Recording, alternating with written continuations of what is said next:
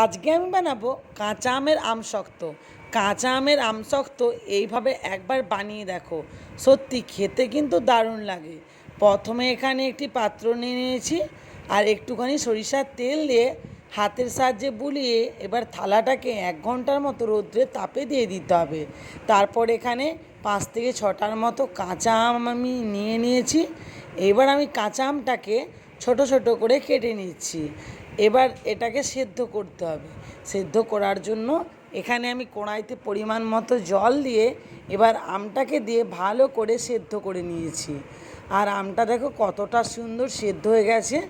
আর এবার আমি কি করব, একটি পাত্রতে আমের পিউরিটাকে ভালো করে ছেঁকে নেব আর আমের খোলাগুলো ফেলে দেব।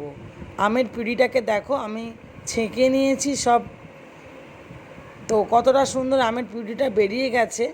তো এবার আমি এখানে কড়াইটাকে ধুয়ে আবার বসিয়ে দিয়েছিলাম।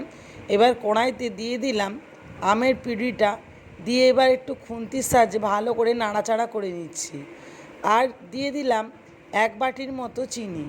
এখানে কিন্তু তোমরা চিনির পরিমাণ মতো দিয়ে দেবে। আমটা যদি খুব টক হয় তাহলে তোমরা একটু বেশি চিনি দিয়ে দেবে, আর আমটা যদি সেরকম না টক না হয় তাহলে একটু মিষ্টিটা তোমরা পরিমাণ মতো দিয়ে দেবে। আর একটু দিয়ে দিলাম লবণটা দিয়ে একটু নাড়াচাড়া করে আর দিয়ে দিলাম 3 ফোঁটার মতো ফ্রুট কালার। এখানে যেহেতু কাঁচা আমের আমশক্ত বানাচ্ছি সেই জন্য কিন্তু ফ্রুট কালারটা দিলাম। এতে পুরো দেখতে কিন্তু দারুণ লাগছে, পুরো কাঁচা আমের আমশক্ত লাগছে।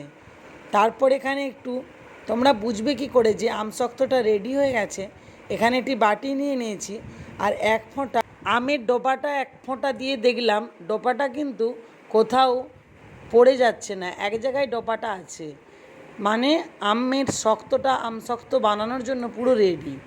এবার এখানে যে 1 ঘন্টার জন্য থালাটা আমি রৌদ্রের তাপে রেখেছিলাম সেই থালাতে আমশক্তটাকে আমি ঢেলে নিয়েছি। এবার ভালো করে থালাটাকে চাড়িয়ে নিতে হবে। এবার কিন্তু আমার আমশক্তটা পুরো রেডি হয়ে গেছে। আর এটাকে 2 দিনের মতো রৌদ্রের তাপে রাখতে হবে। 2 দিন পর দেখো ফিরে এলাম বন্ধুরা, কতটা সুন্দর আমশক্তটা হয়েছে। এইভাবে এবার আমি ছুরির সাহায্যে লম্বা লম্বা করে কেটে নিচ্ছি আর এইভাবে গোল গোল করে এটাকে তুলে নিচ্ছি। দেখো কতটা সুন্দর আমশক্তটা হয়েছে, আর সত্যি খেতেও কিন্তু দারুণ হয়েছিল। এই গরমে তাহলে না ভাবনা চিন্তা করে এইভাবে একবার আমশক্ত বানিয়ে দেখো, সত্যি খেতে কিন্তু দারুণ লাগবে।